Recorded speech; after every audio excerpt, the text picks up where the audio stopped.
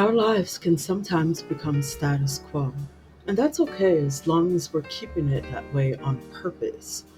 When our lives are going well, and sometimes even when they aren't, we may find ourselves feeling very attracted to the status quo of our existence, or life as we know it.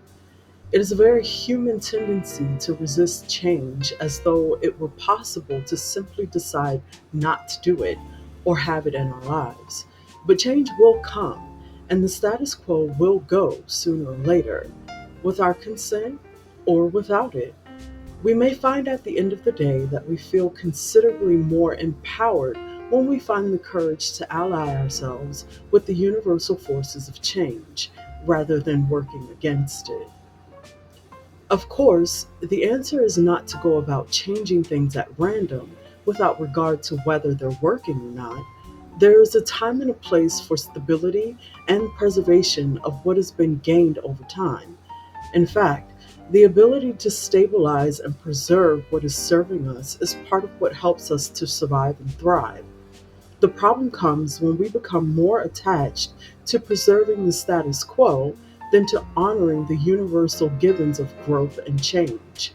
For example, if we allow a situation we're in to remain stagnant simply because we're comfortable, it may be time for us to summon up the courage to challenge the status quo.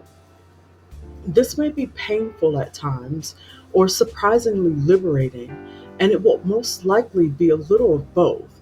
Underneath the discomfort, we'll probably be finding excitement and energy as we take the risk of unblocking the natural flow of energy in our lives.